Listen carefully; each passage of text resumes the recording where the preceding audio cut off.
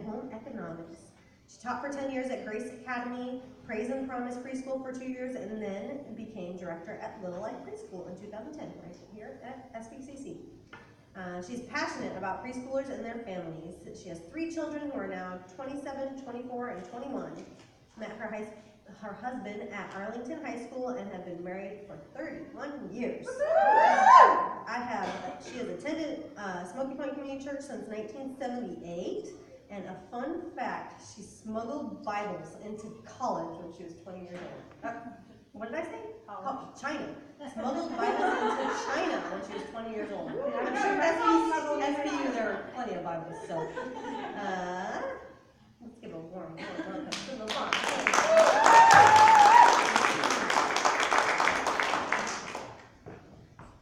It's kind of way up here. I know, it's weird. Well, thank you for this privilege to be here today.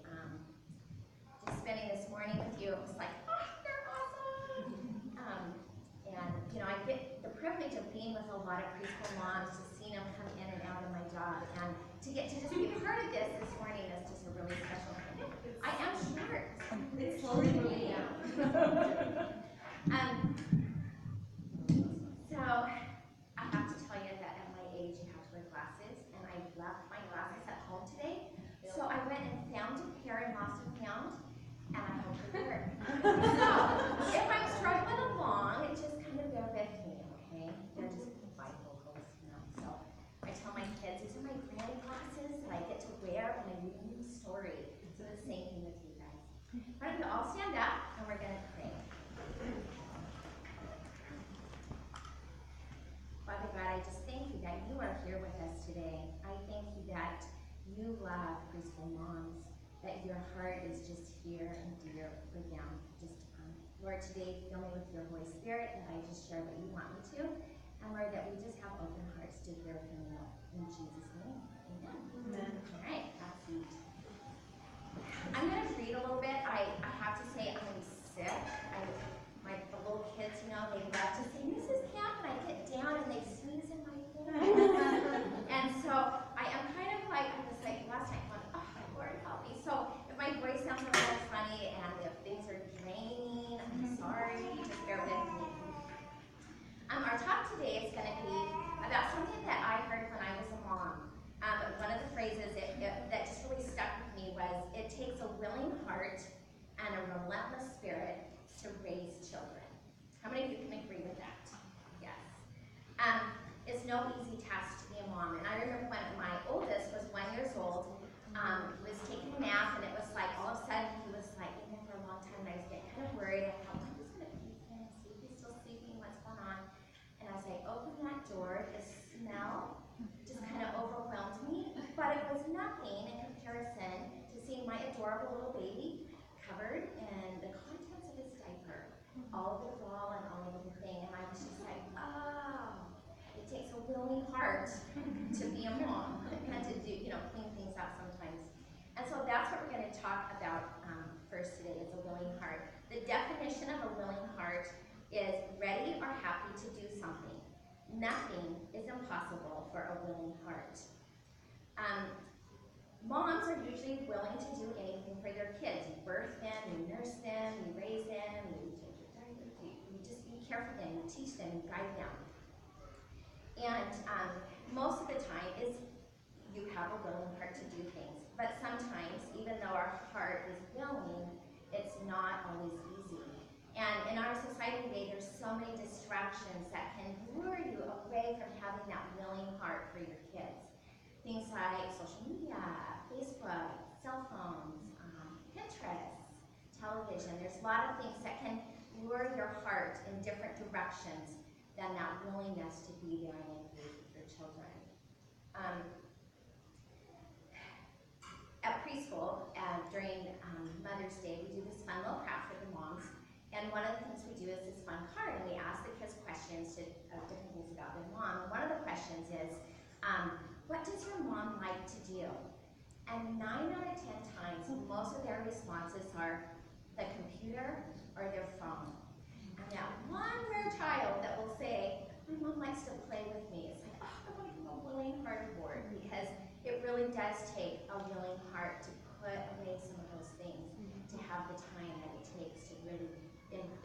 into your children.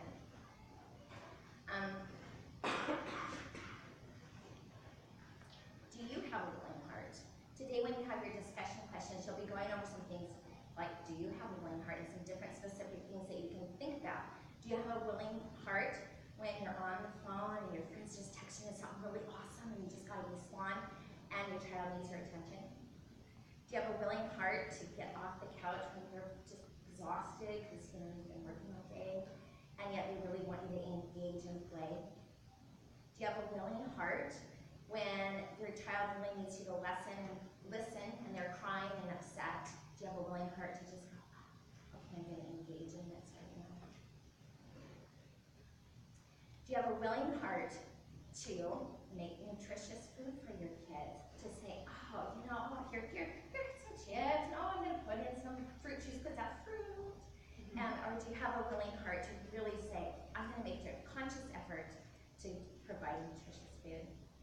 Moms want a willing heart and to lay down the things that distract them.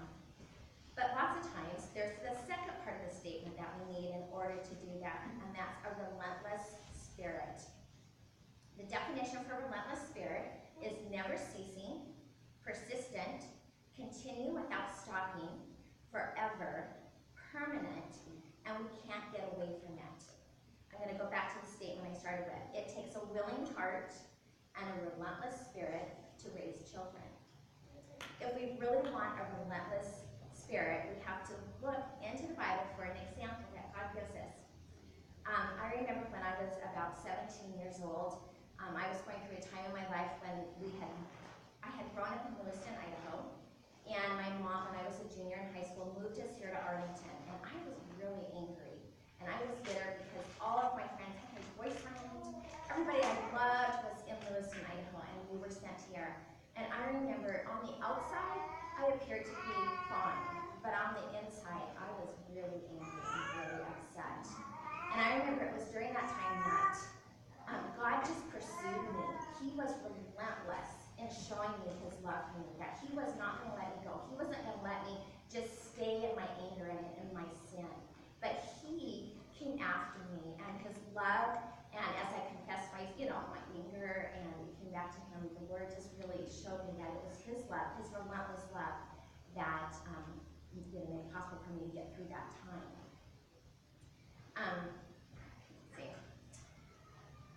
The loving kindness of God, his goodness, and his mercy is eternal. It is relentless. It is forever. It's persistent. It is stubborn. God's love is stubborn for us. You know how you want to have preschoolers, you know what stubborn is. God's love is stubborn for us. And he won't turn his back on us. He won't leave us. He's there for us. If you have become a follower of Jesus Christ, God is over you and your situations, and he pursues you relentlessly. God has a plan for your life, and he's not going to give up until he's completed what he has for you to do. Psalms 86:13 says, "For great is the steadfast love of God towards me." If you have not yet become a follower of Jesus, God is relentless in his pursuit of you because of his great love for you. Romans 5:8 says, "But God demonstrated his own love in this, that while we were still sinners, Christ died for us." And in John 1:19 it says, "If we confess our sins, he is faithful and just to forgive our sins and to cleanse us from all unrighteousness." The definition, again, of relentless is never ceasing, persistent, continuing without stopping, forever, permanent, and we can't get away from it. God's love is an example of relentless love.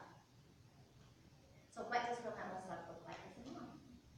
A mom with a relentless spirit teaches her children to run the race of life for the glory of God. A mom with a relentless spirit perseveres in the midst of trials and hardships. A mom with a relentless spirit presses in even when your child is having a temper tantrum. A mom with a relentless spirit uses words to teach a admonish and correct their children. A mom with a relentless spirit does not threaten or belittle, but helps discipline their child. She seeks the best for her children. She helps them develop character qualities. She teaches them to love God above all things. As she is a hard worker, she presses on and never gives up.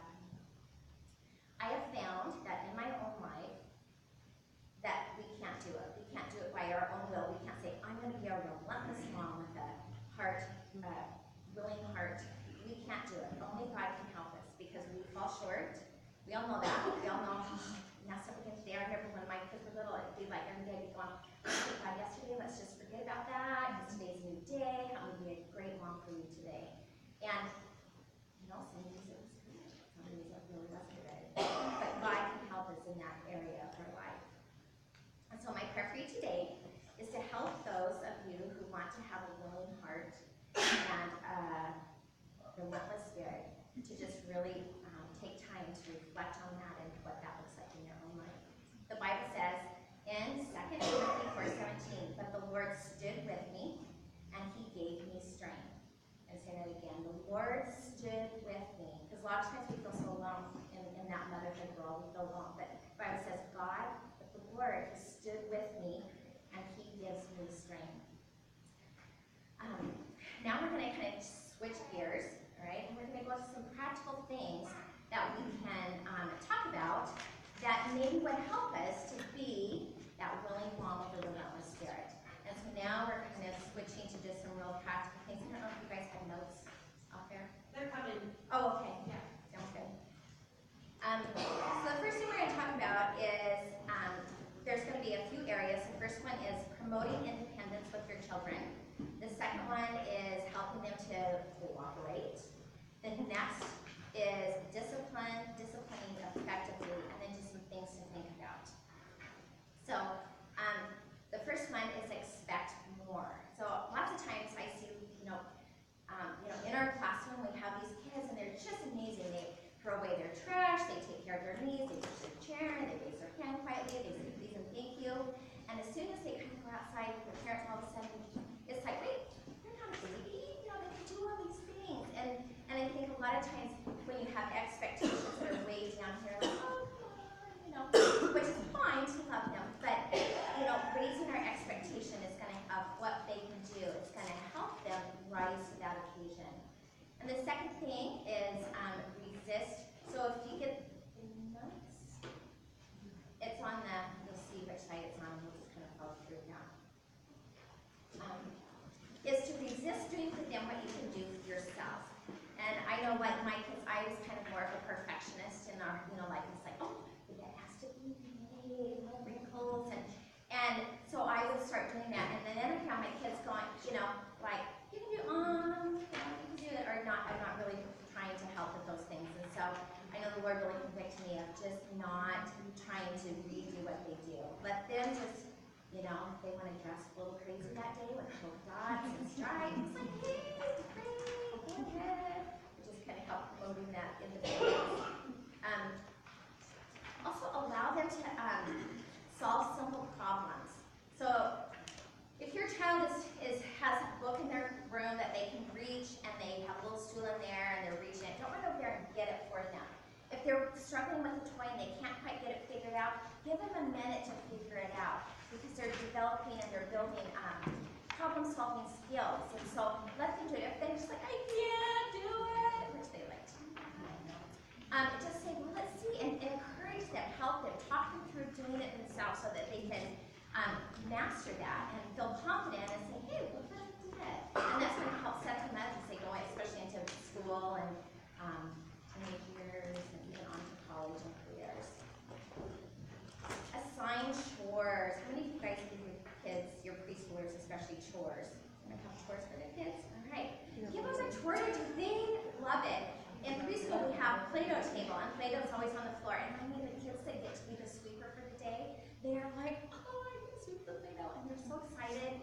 And it really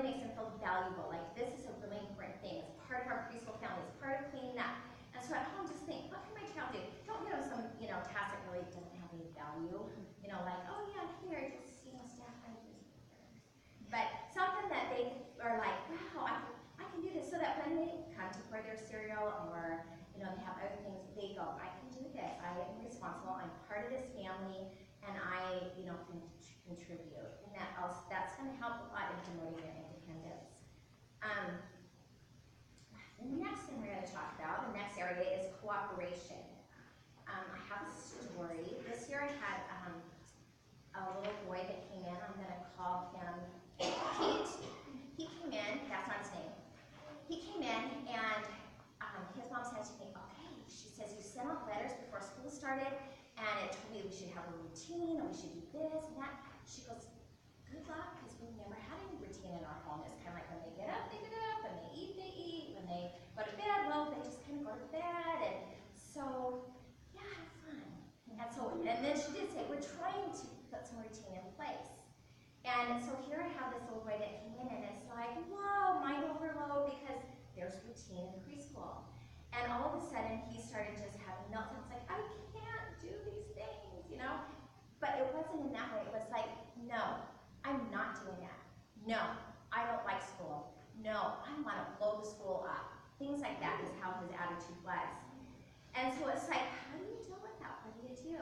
And so we began to just listen to what he'd say and give him some choices. But one thing, this is kind of going back to the heart of God, but he just has a hard time maintaining because he hasn't had any structure, and now he has structure. And actually, he's doing really good. Like, it's really awesome.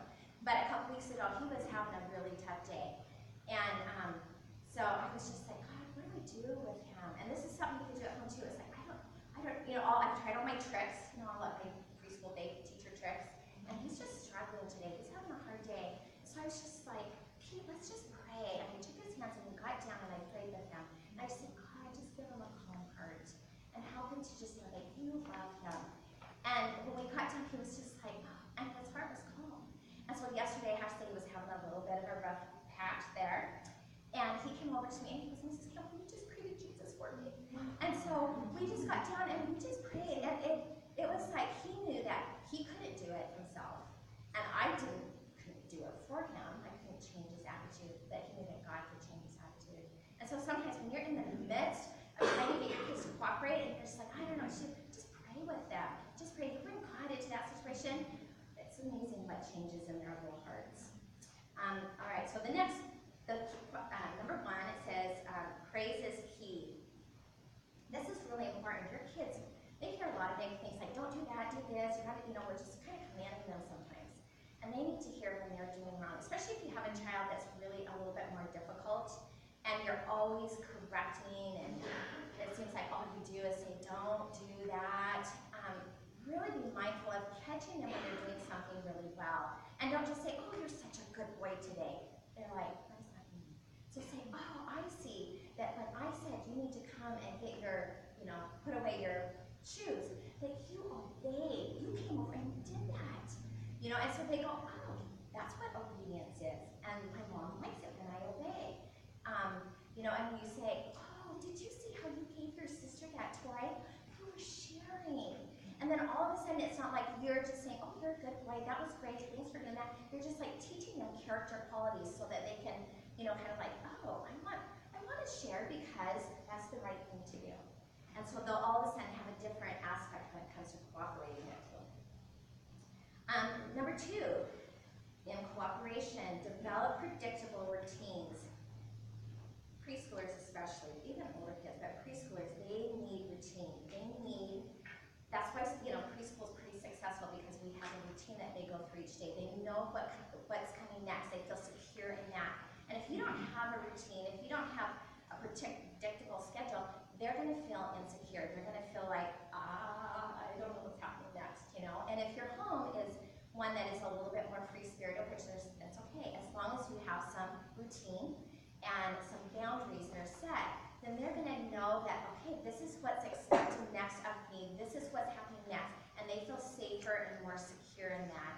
And their behavior will begin to change when they know what's going to happen next. And so just having that predictable routine is really important. If in your questions when you go into your discussion, you're going to talk about what's an area maybe in your day that there's going to be a meltdown. Sometimes, for me, it was always when we were trying to get the kids into the car. My kids went to Grace Academy for school, and my youngest, he was little, and the other 2 were still go to school, and so trying to get him to get in the car with them, and there was just always conflict. And I knew, okay, there has to be some kind of schedule that we know, that he knows, then this, then this, then this, and then we go. And so we'll get onto some of that in a little bit about transitioning and the importance of letting him know, giving him warnings. But just helping him know what was coming next. This is what we do on this day was helped me and him be more cooperative in that situation and avoid some of those meltdowns. And the third one says, lighten up. A lot of times, we get so like, oh, they're just not obeying me. Well, why? And, oh, well, sometimes, unless it's something important. But it's kind of like, oh, well, it's not a big thing. They're sucking their thumb, and I'm so stressed about it. So sucking their thumb. It's all right. They're not going to graduate from high school sucking their thumbs. Not about that. And the other thing is just incorporate games. So my son, we had to go to Grace, so we had to get in the car, and there were times when he would go. I worked there, so he came with me, and so he didn't have his shoes on. He didn't, somehow, I don't know, that didn't happen. And so we started playing this game called Mommy's Shoe Store, and I would just say, Brady, it's Mommy's Shoe Store today. Which shoes do you want? And then because he did not like shoes, he only, he liked his rubber boots, but sometimes they were muddy and they were somewhere else. And so he would go, oh, these, because we were all of a sudden playing Mommy's Shoe Store, and I wasn't telling him, it's time to put shoes on, come on, grab shoes, get in the car. It was like, oh no, and it doesn't take much longer to say, we're behind Mommy's Shoe Store, what shoes do you want? Than saying, get your shoes, get in the car. I mean, it's not much difference. And yet, your child's going to cooperate better if you turn things like that into something that's fun for them, because children love play. That's how they're made, that's how they're created, and they respond to that. And that's how they learn. The next one, number 4, warn about transitions. So, in our classroom, we have some kids that do really well with transitions, and we have some kids that we have to warn. We have to say, in a couple minutes, we're going to turn the lights off and have cleanup time. So we turn the lights off, hands go up, and have cleanup time, so they know visual cues are awesome. And so, but I have to say to him, pretty soon, in a couple minutes, we're going to turn the lights out. So just so you know, then we'll put our toys away, because he likes to play, and that's, he's going to play. And so help, teaching him that, okay, this is coming next, we're going to transition to this next thing, kind of also avoid some of his meltdown so that he's not going to just feel overwhelmed, and he's able to kind of have some control in that because he knows what's coming next. So warn about transitions, warn when you're going to do things. At home, if you're knowing, okay, we got to get out the door to get to Mom's, and I always, they're playing, they don't want to go, how am I going to do that? So say, hey, let's turn, we have in our classroom a toy timer. We're going to turn the toy timer over, keep playing, have fun playing, but when this toy timer is done, then our toys are going away, because then we're going to get in the van. And so they're like, you're not just saying, okay, put those toys, come on, let's go. They're like, okay, I can handle that, and their little minds are like, I can handle that. I can just, all right, toy timer's getting down there, I'm going to be done, put it away. Doesn't always work, I'm just saying, sometimes you're still going to get their little temper tantrums, but it will help. The next one, number 5, is use sticker charts and rewards sparingly. I think one of my biggest pet peeves as a teacher, is when I hear a parent say, oh, well, if you're a good girl, we're going to get to go to McDonald's. And it's like, wait, what does McDonald's and being good have anything to do with each other? There isn't really anything, because we want to teach our kids to be obedient, to be kind, to be sharing, because that's the right thing to do, not because they're going to get a reward, because the reward is not going to make them want to share. The reward's not going to make them want to be obedient. It's just they're working in towards reward. Rewards are good, like for potty training and things like that. That's awesome. Like that's a accomplishment. So that's something a little bit different than just acts of character qualities. So just be mindful of that. Sometimes your tendency is to say, oh, if you're really good in the store today, we're going to buy you a little toy. And it's like, well, they should just be good in the store today, right? That's our expectation. Our expectations here. So they should be good in the store today. And so just, saying, and then you can say, if you want to buy me, say, guess what, here's a dollar. You get to pick out anything today because we're shopping today. Mommy's shopping and you're shopping. We're shopping today. And then engage them in what you're doing. If they're not tired, if they're not hungry, it will probably work. Number 6, give structure third, choices. So your child doesn't want to sit when they eat dinner, and you're like, you know, we sit as a family, we gotta sit and eat, and you're like, come on, you need to sit in a chair, and they're like, no, I'm gonna stand. And so it's like, okay, what choice do they have? Instead of saying, no, you're sitting, just say, well, if you don't sit at the table today, then I'm so sorry, there's no cookies for you tonight, but we're all gonna enjoy some cookies. So if you want cookies, you can sit at the table, or you can stand, your choice. And so most of the time they're gonna just stand, and then I'm standing. And the next day the same thing happens. And the next day, and pretty soon they're gonna go, I want that cookie. And so then they're gonna sit in the chair. And you don't have to notice. You don't have to say, oh, you're sitting in the chair, because they're gonna go, no, I'm not. But they're gonna sit there, and then you can say, you got your cookie today. And all of a sudden, there's not a battle, there's not a conflict, and you've got them to do what really needs to happen, what is important to you.